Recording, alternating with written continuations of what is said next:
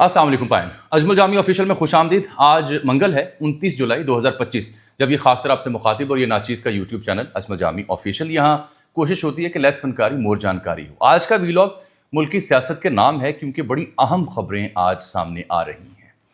जनाब इमरान खान साहब के साहबजादे कासिम और सुलेमान अमेरिका के दौरे से वापस पहुंचे बरतानिया, और फिर तवक्को थी कि शायद वो पाकिस्तान आए अपने वाले साहब से मिलने के लिए या शायद एहतजाज में आए। तो उस सिलसिले में कुछ न्यूज़ चैनल्स ने खबर दी, जो आपने कुछ देर पहले देखी होगी आज ही, कि कासिम और सुलेमान को हिदायत की है इमरान खान साहब ने कि वो पाकिस्तान ना आएँ। क्या ये खबर दुरुस्त है?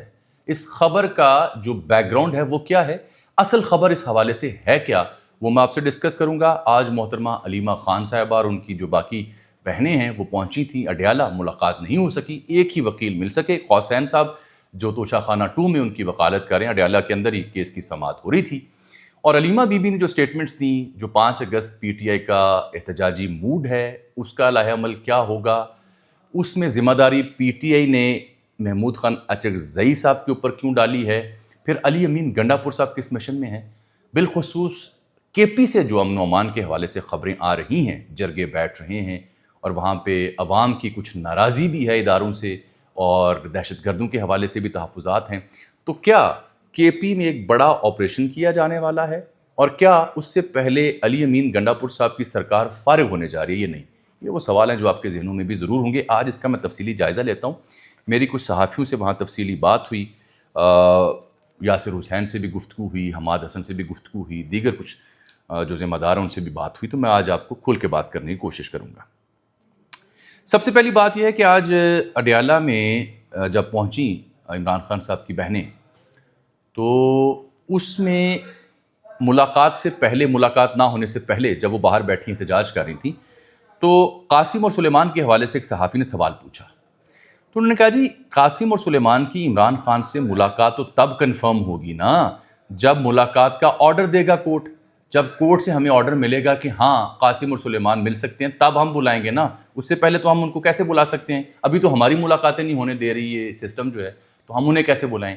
ये उन्होंने ताज़ा बयान से पहले ये गुफ्तगू की। उससे पहले भी वो मुखातिब रहीं सहाफ़ियों के साथ, खुल के उन्होंने गिले शिकवे किए इस निज़ाम के हवाले से, और फिर ये भी कहा अलीमा बीबी ने आज एक बार फिर, इससे पहले भी वो ऐसे गुफ्तगू कर चुकी हैं। ये बात ध्यान से सुनिएगा। उन्होंने कहा कि आपको समझ आ जानी चाहिए कि ये इमरान खान को रिहा नहीं करना चाहते।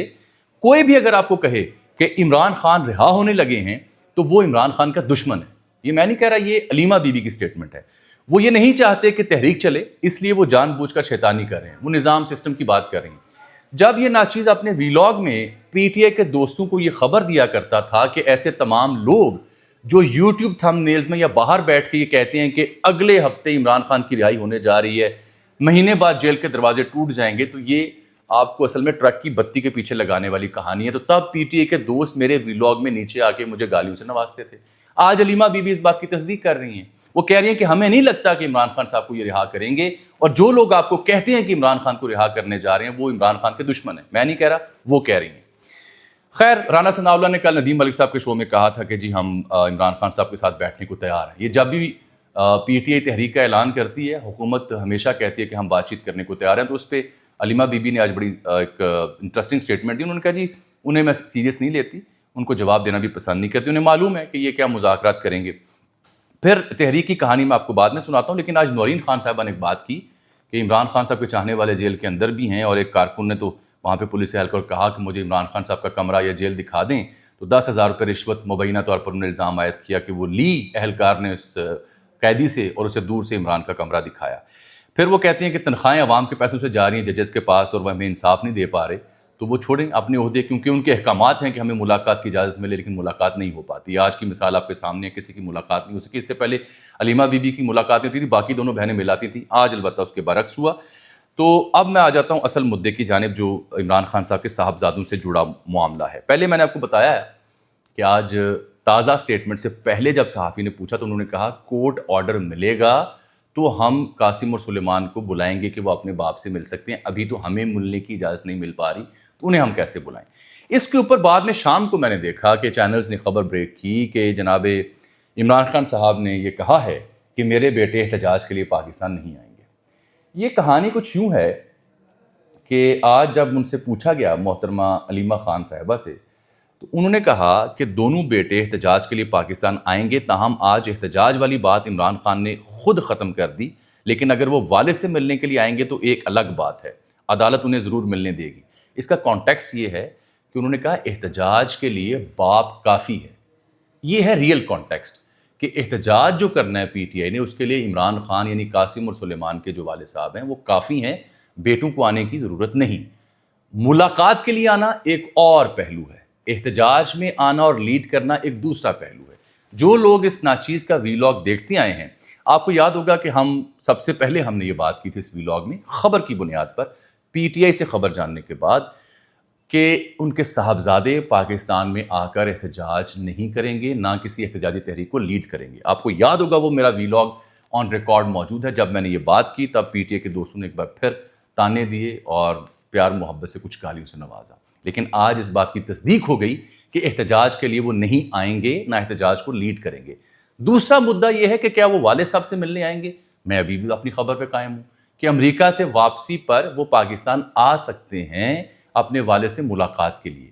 اس حوالے سے میں نے ہی آپ کو اپنے ویلاگ میں اطلاع دی تھی کہ جو برطانوی سفارت خانہ پاکستان میں موجود ہے، وہ عمران خان صاحب، ان کی جیل، ان کے صاحبزادے اور دیگر جو معاملات ہیں اس کے اوپر نظر رکھتا ہے، اپنی حکومت کو رپورٹ کرتا ہے۔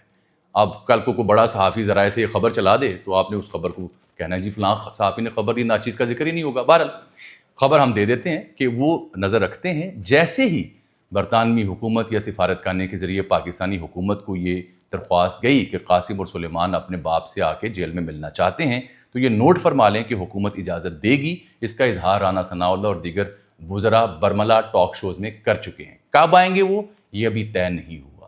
فی الحال انہیں پاکستان آنے کا پلان جو ہے وہ مجھے نظر نہیں آ رہا، لیکن ملاقات کے لیے اگر وہ کچھ عرصے بعد آتے ہیں، تحریک کے بعد یا اس سے پہلے، تو اس کی ابھی کوئی فنیلٹی کے ساتھ میں بات نہیں کر سکتا۔ تو یہ وہ بیک گراؤنڈ تھا جس کے بعد یہ خبر، یہ تاثر بنا کہ عمران خان نے اپنے صاحبزادوں کو پاکستان آنے سے روک دیا ہے۔ احتجاج، تحریک اور ملاقات دو علیحدہ پہلو میں نے واضح کر دیا اپنی خدمت میں۔ اب اگلی کہانی وہ بڑی اہم ہے۔ کیا علی امین گنڈا پور صاحب کی جو حکومت ہے وہ ختم ہونے جا رہی ہے کے پی میں؟ کیونکہ پہلے سینٹ کا الیکشن، پھر فارورڈ بلاک، پھر مخصوص نشستیں، یہ تینوں کام جب ہو رہے تھے تو تب کنڈی صاحب ہوں، جے یو آئی فے ہو، پیپلز پارٹی ہو، نون لیگ ہو، ان سب نے سوچا کہ شاید ہم تحریک عدم اعتماد لا کے ان کی حکومت ختم کر دیں گے۔ تب بھی ہم نے عرض کی تھی کہ گنڈا پور صاحب اس سسٹم کی ضمانت ہیں اور سسٹم ان کی ضمانت ہے، ان کی حکومت کہیں نہیں جا رہی۔ سینیٹرز جو ہیں وہ مرضی کے مطابق، فارمولے کے مطابق منتخب ہو جائیں گے، اور ویسا ہی ہوا۔ 6-5 کا فارمولہ آپ نے دیکھ لیا۔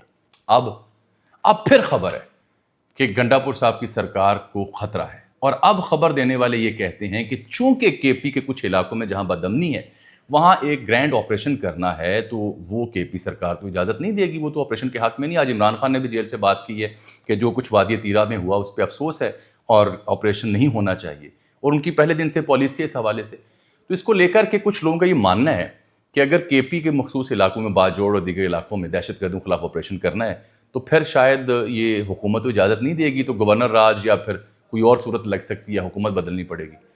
میری خبر یہ ہے کہ نہیں، علی امین گنڈا پور صاحب کی حکومت کہیں نہیں جا رہی۔ علی امین گنڈا پور صاحب کے حوالے سے میرے پاس 2 اطلاعات ہیں کہ وہ بیانات تو جارحانہ دیتے ہیں، لیکن وہ عملی طور پر جو ریاست اور ریاستی ادارے ہیں ان کے ساتھ بھرپور تعاون کرتے ہیں۔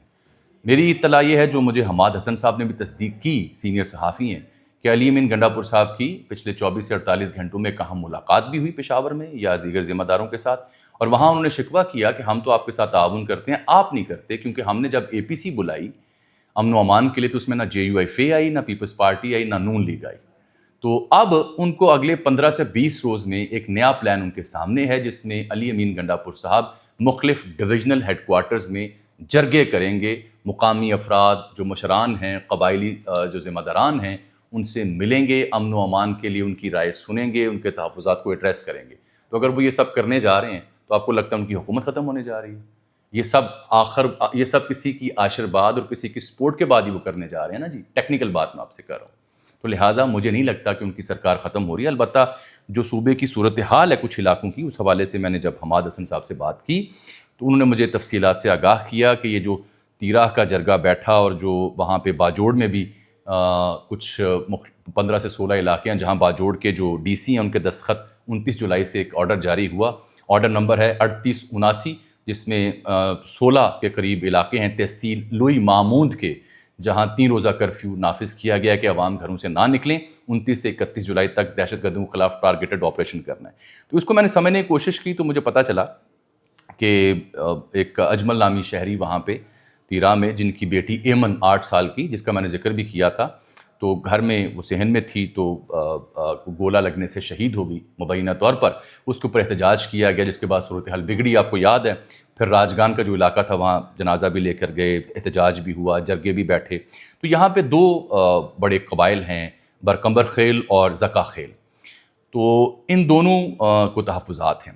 یہ جو برکمبر خیل کے لوگ ہیں، ان کا ایک جرگہ ہوا. بھوٹان شریف کا ایک علاقہ ہے جو شاہد افریدی معروف کرکٹر ان کے دادا کا علاقہ ہے، گاؤں ہے وہاں پہ.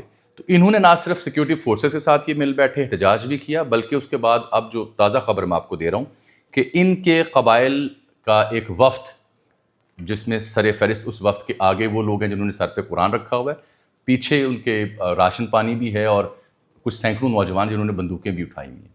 یہ اس علاقے میں جو میں بتا رہا ہوں بھوٹان شریف، اس کی جانب گئے ہیں پچھلے کچھ دنوں سے، ابھی تک وہیں ہیں. مقصد ان کا قلعدم جو تنظیم کے عسکریت پسند ہیں، دہشت گرد ہیں، ان سے ملاقات کر کے جرگہ کرنا ہے کہ ہم امن چاہتے ہیں. اگر آپ قرآن سر پہ رکھنے کا مطلب اور راشن ساتھ لے جانے کا مطلب وہاں کی روایت کے مطابق ہے کہ امن ہو، معافی تلافی ہو اور سکون ہو. اگر جرگہ چل کے جاتا ہے اور اگلی پارٹی اس کو ایکسیپٹ نہیں کرتی تو پھر اعلان ہوتا ہے، پیچھے جو لوگ آ رہے ہوتے ہیں جنہوں نے بندوقیں اٹھائی ہوتی ہیں، کہ پھر ٹھیک ہے، پھر اس کی بندوق کی نوک سے ڈیل کر لیں گے جس کے پاس جتنی طاقت ہے. تو ابھی اہل علاقہ کو توقع ہے کہ جرگہ جو وہاں پہنچا ہے وہ کوئی قابل عمل حل لے کر آئے گا. اسی جرگے نے افغانستان میں موجود کچھ لوگوں سے بھی بات کی ہے امن و امان کے لیے، کیونکہ جو مقامی آبادی کے لوگ ہیں وہ تنگ آ چکے ہیں عسکریت پسندی سے، دہشت گردی سے، آپریشن سے. وہ چاہتے ہیں علاقے میں امن ہو، وہ چاہتے ہیں عسکریت پسندی نہ ہو، وہ چاہتے ہیں سیکیورٹی فورسز ان کا تحفظ کرے، وہ چاہتے ہیں یہاں آئے دن بدامنی، آئے دن کرفیو کا نفاذ نہ ہو، جو کہ ان کی جائز مطالبہ ہے. اب چیک یہ کرنا ہے کہ علی مین گھنڈا پور صاحب کے جو 15-20 دنوں کا پلان ہے مختلف ڈویژن ہیڈ کوارٹرز میں جرگوں کا، اور یہ جو جرگہ گیا ہوا ہے برکمبر خیل کے مشران کا، یہ واپس کب لوٹتا ہے اور وہاں سے کیا فیصلہ ہوتا ہے. میری اطلاع یہ ہے کہ یہ لوگ تو خلوص نیت سے کوشش کریں گے امن کی، لیکن انفارچونیٹلی جو بھارتی پراکسیز ہیں، جو ان کے انٹرسٹ ہیں اس خطے میں پاکستان میں بدامنی کرنے کے لیے، وہ ہمیں دیکھنے کو ملتے رہیں گے اور بدامنی وہ پھیلاتے رہیں گے. بھارت کے اوپر بھی تفصیلی میں نے آپ سے ویلاگ کرنا ہے کہ وہاں پہ پارلیمان کے اندر جو تقریباً بے عزتی کر دی گئی نریندر مودی کی، امیت شاہ کی، راج ناتھ سنگھ کی اور دیگر کی، وہ بھی دیکھنے سے اور سننے سے تعلق رکھتی ہے. لیکن جانے سے پہلے میں آپ کو خبر دوں کراچی سے، کیونکہ میں نے پنڈی کی سدرا کیس بھی ڈسکس کر رکھا ہے آپ کے سامنے، اور میں نے کیس ڈسکس کیا تھا بانو جو کوئٹہ میں واقعہ پیش آیا تھا، افسوسناک غیرت کے نام پر قتل. تو اب کراچی سے بھی ایک افسوسناک خبر ملی ہے، وہ بھی سن لیں. وہ یہ ہے کہ یہاں بورڈ بیسن کا جو علاقہ ہے کراچی تھانے کا، وہاں ایک جوڑے کی شناخت ہوئی ہے، پنجاب سے تعلق ہے، گجرانوالہ سے. 28 سالہ ساجد مسیح ہے اور 25 سالہ ثنا آصف. یہ ان کا پوسٹ مارٹم بھی کیا جا چکا ہے، تفصیلی رپورٹ آئے گی. لیکن ایس ایس پی جو کراچی ہیں ساؤتھ کے، ان کے مقال دونوں کو نامعلوم ملزمان نے فائرنگ کر کے قتل کیا. ان کے پاس سے موبائل فون اور نقدی بھی ملی ہے. لاشیں زیادہ پرانی نہیں، فوٹیج بھی اور تصویریں سامنے آئی ہیں. ایک ویران علاقے میں پڑی ہوئی ہیں لاشیں. رات کے پہر قتل کیا گیا ہے، اور قریب جو مزدور کام کرتے تھے انہوں نے خبر دی. بورڈ بیسن تھانے میں جو درج ایف آئی آر ہے جو میں نے دیکھی، اس میں مرد کا نام ساجد مسیح اور عورت کا نام ثنا آصف ہے. اب ان کا تعلق گجرانوالہ سے بتایا جاتا ہے، اور پولیس سرجن یہ بتاتے ہیں کہ دونوں کو سر میں ایک ایک گولی ماری گئی، جس کے بعد یہ جاں بحق ہو گئے. اور ان کے جہاں باڈیز پڑی تھی وہاں پہ 2 mm اور ایک 30 بور کی گولی کا خول بھی ملا ہے. اب شبہ پولیس کو یہ کہ غیرت کے نام پر قتل ہے. وجہ یہ ہے کہ ابھی تک کراچی پولیس نے سے مقتولین کے کسی بھی فیملی ممبر نے رابطہ نہیں کیا. لاشوں کو فی الحال لاوارث قرار دیا گیا ہے. لیکن 15 جولائی کو لڑکی کے اغوا کی ایف آئی آر درج کی گئی تھی، جس کی وجہ سے یہ شبہ ہے کہ یہ بھی ایک غیرت کے نام پر قتل ہے. کیونکہ گجرانوالہ میں تھانہ جو ہے تتلے عالی بڈھا گرایا کا علاقہ ہے، وہاں ثنا آصف کے بھائی نے مقتول ساجد مسیح جس کے ساتھ اس کی ڈیڈ باڈی ملی، اس کے خلاف اپنی بہن کے اغوا کی ایف آئی آر درج کروا رکھی تھی. اور اس ایف آئی آر میں بتایا گیا کہ ثنا گھر سے اپنے چچا کے گھر جانے کے لیے نکلی تو تو ساجد نے اپنے 2 ساتھیوں کے ہمراہ سے اغوا کیا ہے، یہ اس ایف آئی آر میں الزام لگا۔ اب یہ پنڈی کا واقعہ بھی ذہن میں رکھیں اور یہ بھی رکھیں، اس میں بھی تانے بانے کچھ اور ہیں۔ معلوم ہوتا ہے کہ مرضی سے یہ جو جوڑا ہے یہ نکلا، بھائی نے ایف آئی آر کروائی کہ اسے اغوا کر لیا گیا اور بعد میں کراچی میں ان کی ڈیڈ باڈیز ملتی ہیں۔ یہ بھی ابھی تک کی جو میری اطلاعات ہیں یا انڈرسٹینڈنگ ہے، یہ ایک اور غیرت کے نام پر قتل ہے۔ مجھے اجازت دیجیے، اللہ حافظ۔